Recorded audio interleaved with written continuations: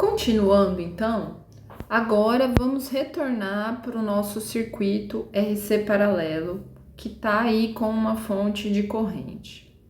Então, nós temos aqui do lado a equação diferencial linear ordinária resultante do equacionamento por lei de Kirchhoff das correntes desse circuito RC paralelo.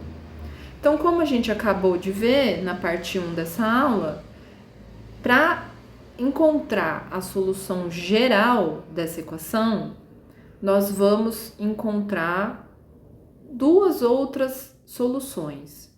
A solução da equação homogênea e depois uma solução particular. E na aula de hoje a gente vai falar de como encontrar a solução da equação homogênea. Então, encontrar a solução da equação homogênea tem como primeiro passo aí olhar para essa equação que a partir de agora não tem mais essa parcela do lado de lá do sinal de igual, ou seja, nós zeramos essa parcela, certo?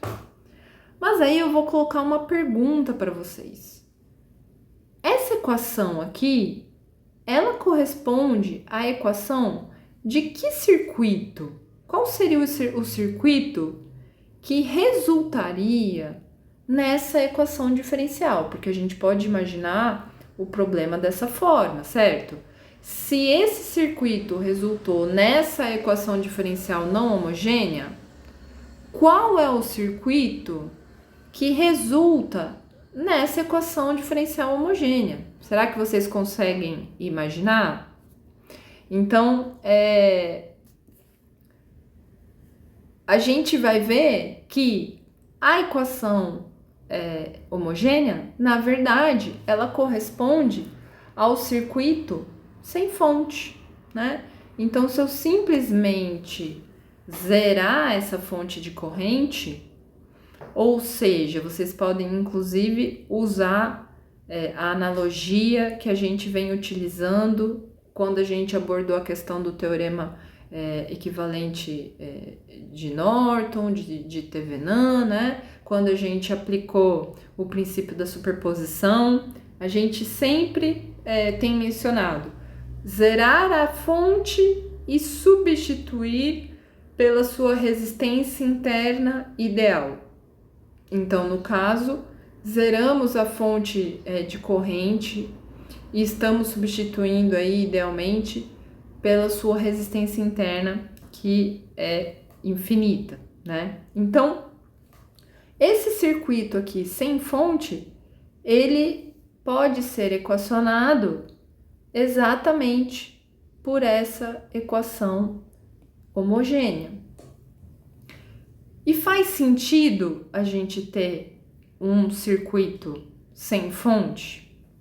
Então, a gente chama esse tipo de circuito que não tem fonte nenhuma como um circuito autônomo, né? É um circuito que a gente pode imaginar que em algum momento esse capacitor que já tinha sido carregado, foi conectado a uma resistência. E aí vai acontecer alguma passagem de corrente nesse circuito? Vai. Se eu conectar um capacitor carregado a uma resistência, vai haver uma circulação de corrente. Uma hora ela vai parar. Por quê? Porque o capacitor vai descarregar. Mas a gente pode sim ter um circuito autônomo, sem fonte, onde circula corrente. Lógico que se eu ligar um capacitor descarregado a uma resistência, não vai acontecer nada. Não vai haver passagem de corrente. Mas, tanto no caso dos indutores, quanto no caso das capacitâncias, por eles terem esse comportamento físico, onde eles são capazes de armazenar energia de alguma forma, a gente pode imaginar, faz sentido imaginar esses circuitos chamados de autônomos. Então, esse é um slide que eu tô querendo introduzir para vocês algumas nomenclaturas que vocês vão encontrar aqui e acolá, seja num livro, seja num exercício, tá? para que vocês entendam o que é cada conceito. Então, toda vez que se falar em circuito autônomo, nós estamos falando num circuito sem fontes, sem excitação. E é importante vocês associarem que um circuito autônomo sempre resulta numa equação diferencial homogênea, né? Um circuito RL vai resultar numa equação homogênea. Por quê? Porque não tem excitação.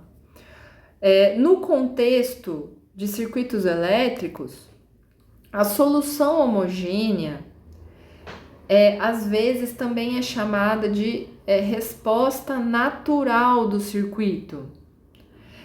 É natural no sentido de que é a resposta que depende somente da natureza dos elementos do circuito. Não é a resposta que está vindo da fonte de excitação. E aí, de novo, a gente se remete ao princípio da superposição. Porque o circuito autônomo é o circuito com a fonte zerada. Então, a gente pode imaginar que a gente está olhando para a solução do circuito quando a fonte está zerada. A gente está olhando para a parcela da solução que é a resposta natural do circuito.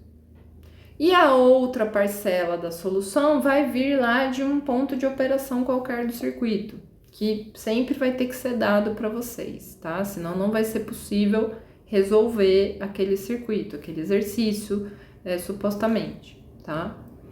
Então, vamos tentar amarrar os conceitos. Um circuito sem fontes é um circuito autônomo.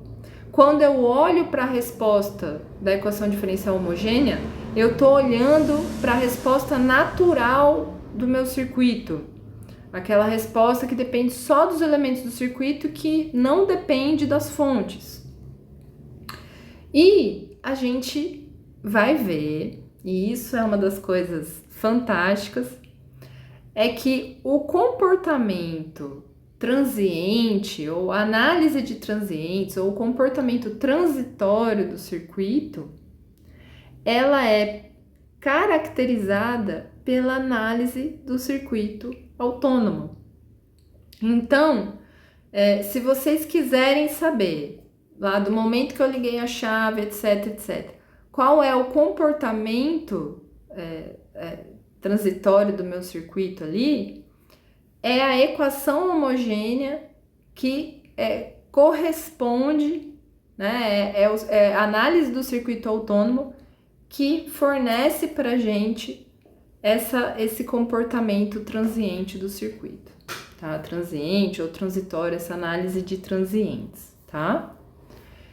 Então, veja que as coisas se encaixam no mundo matemático muito de acordo com aquilo que a gente observa no mundo físico, né? Então, essa é uma das grandes belezas dessa disciplina, porque a gente vê no mundo físico aquilo que nas aulas de cálculo as pessoas vão aprender várias técnicas de análise. E por que elas são tão relevantes? Porque no mundo físico elas são extremamente úteis e remetem a fenômenos que são de grande relevância, e o entendimento é muito necessário para que a gente faça aplicações do mundo real, tá? Mas vamos voltar aí à nossa missão de encontrar a solução dessa equação homogênea, ok? Então, eu vou desligar minha câmera aqui para ficar mais fácil de eu desenhar.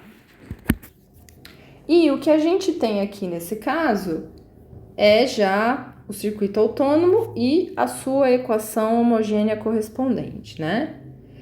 A título de exploração aqui, antes da gente já obter a equação, eu vou transportar o segundo termo dessa equação para o lado de lá da equação. Então, a gente vai ficar com menos VC sobre RC. E aqui uma reflexão que eu quero trazer para vocês note que a função que eu estou querendo descobrir, no caso, é a tensão no capacitor. Porque, via de regra, nos exercícios que a gente vem fazendo, nas análises que a gente vem conduzindo, Em geral, eu sei o valor da fonte, né? Eu que estabeleço isso, eu que alimento o circuito, então eu sei qual que é o valor da fonte de corrente ou de tensão. Os valores de bipolos tipicamente são dados, né? E as minhas análises, tipicamente, elas vão na direção de tentar descobrir qual é a corrente no ramo, quanto que esse circuito está consumindo de energia, qual é a tensão num determinado bipolo do circuito, né? Então, no caso, nessa situação desse slide, a gente está interessado em saber quem é o VC. Então, a nossa missão é descobrir quem que é a função VC de T que resolve essa equação. Então, quando eu passo o segundo termo para lá, eu acabo notando que a equação que resolve, ou melhor, a função VC de T que resolve essa equação é uma função que tem uma característica muito interessante, provavelmente facilmente reconhecida por vocês, que é o fato de que a derivada dela é igual a ela mesma multiplicado por uma constante aqui, né? Que constante é essa? Essa constante aí é menos 1 sobre RC, tá? Então, pré-requisito dessa disciplina, cálculo 1, peço que vocês se recordem aí qual é a função matemática cuja derivada resulta nela mesma multiplicado por uma constante, né? E aí, talvez vocês se recordem da função exponencial. Então, se eu tiver uma exponencial genérica do tipo A vezes E elevado a menos kt, se eu derivar essa função, então se eu fizer dx de t dt, eu vou obter o quê, né? Menos k vezes A E elevado a menos kt, certo? Regra da cadeia é a derivada dessa função vezes a derivada interna aí, né? Bom, e eu posso perceber aqui que A vezes AKT é igual a x de t. Então, eu tenho que dx de t dt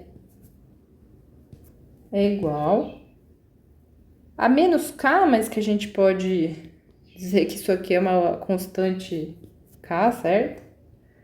K vezes x de t.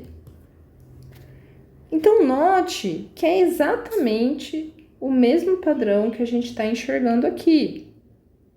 Derivada de VC de t é igual a uma constante, que no caso aqui nosso é menos 1 sobre RC, vezes a função original.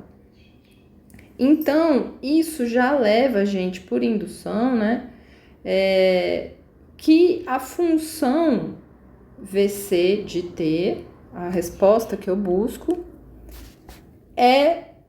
uma possível solução é a exponencial, certo? Então, no caso aqui, eu vou aplicar essa solução que eu acabei de inferir e vou resolver e tentar encontrar qual que é a solução dessa equação homogênea, né? Então, novamente, né, só refazendo esse raciocínio de uma maneira um pouco mais organizada. Se a gente passa esse termo, e aqui eu estou me referindo a VCH como solução da equação homogênea, né? Então, eu entendo que a função que estamos procurando é tal que a derivada é a própria função, certo? E a gente pode supor que essa solução VCH, que é a solução homogênea, ela é uma exponencial. Bom, continuando então, o que eu faço aqui? Então, eu vou supor então que a função que eu estou procurando, que eu estou chamando de VCH, né? Por que eu estou chamando de VCH? Basta vocês lembrarem lá, vou voltar lá para vocês lembrarem, certo? Que a gente está procurando agora esse termo aqui, certo? Então, portanto, eu estou chamando lá de VCH. Então, eu estou assumindo que VCH vai ser uma constante K. Não, vou usar o A que eu estava usando, que é melhor. Então, VCH de T é igual a A vezes E AKT. Então, eu vou assumir que essa é uma solução da minha equação homogênea. Se isso for verdade, eu tenho que aplicar nessa equação e eu não posso ter problemas nessa aplicação, certo? Então, primeiro, qual é a derivada de VCH de T? Então, a derivada vai ser A vezes K elevado a KT mais A vezes E elevado a KT sobre RC igual a zero, certo? Bom, eu posso colocar em evidência o termo A vezes E AKT.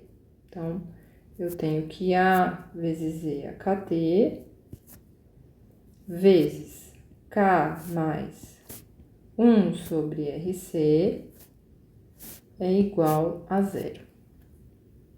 E aí vem a pergunta, em que condições esse termo aqui satisfaria a minha equação?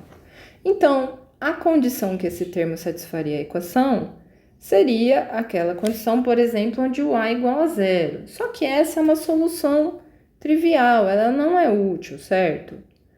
Então, quando a gente chega nesse ponto, a gente percebe que a solução que faz sentido para a gente resolver essa equação é quando esse termo é igual a zero, porque todas as demais soluções possíveis, elas são soluções que não fazem sentido no contexto do circuito, porque seria aqui algo que é trivial, né? Então, no fundo, a gente vai procurar em que situação que K mais 1 sobre RC é igual a zero. E a gente vai acabar encontrando que K igual a menos 1 sobre RC. Então, o que significa isso? Significa que se eu tiver um VCH que é igual a A vezes E a menos T sobre RC, eu encontrei uma solução dessa equação homogênea. Então, se vocês aplicarem isso aqui nessa equação, vocês vão ver que resulta em zero, tá? Então, basta seguir novamente os mesmos passos e vocês vão ver que essa é uma solução da equação homogênea, tá? Vamos só colocar aqui de uma maneira mais organizada. Então, repetindo os passos aí, a primeira coisa que eu fiz foi assumir que VCH era A vezes a EAKT, então uma função exponencial. A gente substitui isso nessa equação, então, portanto, a gente vai desmembrar essa equação nos seus termos aí. Em seguida, eu igualei aquilo que a gente chama de equação característica da equação diferencial a zero. Então, na prática, o que a gente faz é entender que isso aqui é um termo que não faz sentido ser nulo, então quem tem que ser nulo é esse termo de K. E daí, então, a gente encontra que o K é igual a menos 1 sobre RC. E logo, eu já encontrei uma solução da equação homogênea, que é A vezes Z a menos T sobre RC, certo? Bom, vamos agora refletir um pouco sobre essa solução que nós encontramos. Porque essa solução, ela está dizendo para gente que essa tensão do capacitor é uma tensão que, conforme o tempo sobe, como é uma exponencial negativa, conforme vai passando o tempo, esse termo vai tendendo a zero. Então, portanto, a tensão sobre o capacitor vai caindo. Isso parece ser bem coerente com aquilo que a gente estava dizendo, que se eu conectar uma resistência a um capacitor carregado, esse capacitor vai se descarregando, descarregando, descarregando, até o ponto em que não vai mais haver corrente circulando pelo circuito, né? Então, vamos ver se, olhando para a equação em diferentes momentos, a gente também enxerga isso, né? Então, a gente pode, por exemplo, olhar para o comportamento dessa equação no tempo t igual a zero. E para isso, a gente vai pensar aí numa função exponencial genérica. Vamos se desconectar um pouco do circuito RC e vamos pensar numa equação exponencial genérica, né? Mas que tem lá um formatinho parecido com aquele que a gente já viu. Então, já estou considerando lá a elevado a menos t sobre tal. E aí, se vocês voltarem lá no slide anterior, vocês já estão sacando aí quem que é esse nosso tal, né? Então, esse tal aqui já dá para ver que é a constante RC, certo? Mas vamos esquecer um pouco o RC e vamos trabalhar com esses termos mais gerais, né? Vamos chamar de tal. Então, no tempo t igual a zero, o que acontece, né? Esse termo aqui, ele fica unitário. Portanto, o x de zero aí é igual a A, né? Então, no gráfico da função em função do tempo, a gente vai ter que no t igual a zero, o valor é igual a A. Aí, num segundo momento, a gente pode pensar no tempo muito grande, o t tendendo a infinito, né? E aí, o que a gente vai ter é um coeficiente da exponencial aqui muito alto, só que negativo, certo? Então, na verdade, esse termo todo, quando t tende a infinito, ele tende a cair para zero. E, de fato, a gente vai vendo que, se a gente for plotar um gráfico dessa curva, e vocês podem fazer isso facilmente, né, na internet aí, vocês vão ver que, com o passar do tempo, essa curva, ela vai caindo, né? Então, a gente vai perceber esse decaimento aqui exponencial, né? Então, com um tempo muito grande, ele é igual a zero. Agora, a gente vai fazer aqui umas brincadeiras, porque isso acaba sendo útil para a gente pensar lá nos circuitos RC. Uma pergunta que a gente pode se fazer é, ok, então, o que acontece quando o meu T é exatamente tal, né? E por que o tal é interessante? Porque nesse momento a gente vai ter o quê? T igual a tal, a gente vai ter o E elevado a menos 1, né? E, portanto, a gente vai ter o T elevado a menos 1, o E elevado a menos 1, e aí a gente vai ter A sobre E, né? Quando T é igual a tal. E se a gente pega o A e divide aí pelo número E, vocês vão acabar encontrando que quando t é igual a tal, nós chegamos num ponto onde o A está cerca de 37% do valor inicial. Então, se vocês dividirem 1 sobre E, vocês vão obter aí um valor próximo de 0,37. Então, quando t é igual a tal, nós temos aí a gente sabe que já decaímos de 37% do valor inicial. E com 2 vezes tal, vocês podem fazer, vocês vão encontrar algo em torno de 13,5%. E 3 vezes tal, vocês vão encontrar algo em torno de 5%, tá? E aí, vocês vão perceber que após 5 tal, nós já teremos aí algo em torno de 0,7% do valor A.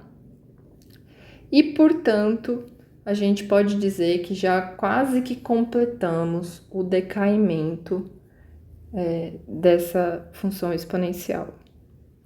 E por que que isso pode ser interessante, tá? Já já a gente vai ver isso, tá? Como última fato notável aí, né?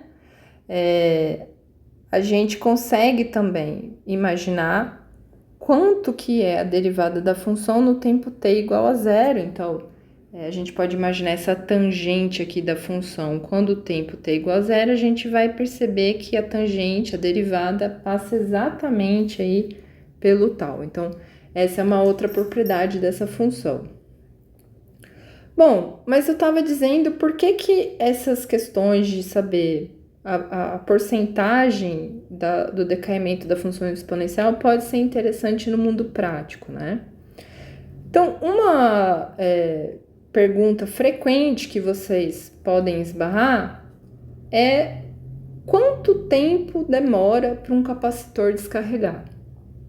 Então, partindo do pressuposto que eu tinha lá um capacitor carregado e conectei a uma resistência, quanto tempo demora para esse capacitor descarregar?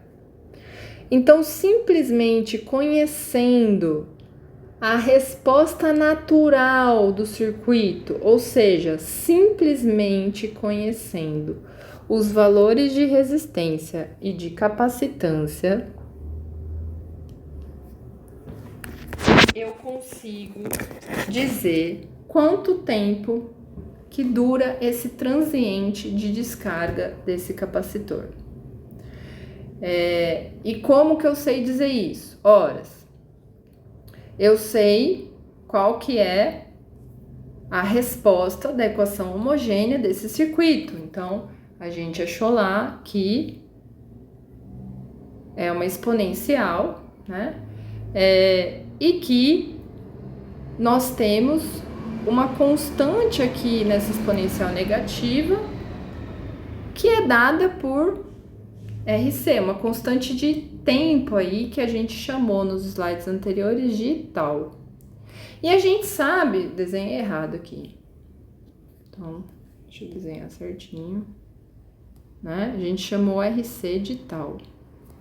E a gente viu lá que após ter passado o tempo equivalente a 5 tal, nós já teremos alcançado um valor muito próximo de zero, um valor muito próximo de 0,7% do valor inicial. Então, só de conhecer a estrutura natural do circuito, só de saber quem é a resistência e quem é a capacitância, eu já consigo responder em quantos segundos, mais ou menos, esse capacitor vai descarregar. Por quê? Porque é aproximadamente 5 tal, né? Então, em aproximadamente 5 tal, que é igual, eu desenhei de novo errado, né? 5 tal. Agora eu já não sei mais, tô confusa já. Assim. Igual a 5 vezes RC. Então, depois de passados 5 tal segundos, a gente vai ter a descarga quase que completa do capacitor. E quem é a tensão no início da descarga? Então, supondo que eu vim com o capacitor carregado, né? Quem que é a tensão inicial? Então, é exatamente esse dado, né, que vai me ajudar a descobrir aqui o valor de A. Então, se eu souber qual é o valor inicial dessa carga ou dessa tensão, eu consigo descobrir como que essa queda, essa descarga do capacitor acontece, certo? Então, com isso a gente conclui a aula com essa solução homogênea do circuito RC autônomo, que ele é caracterizada por uma função exponencial que decai ao longo do tempo e que após 5 tal segundos já resulta na descarga quase que completa do capacitor.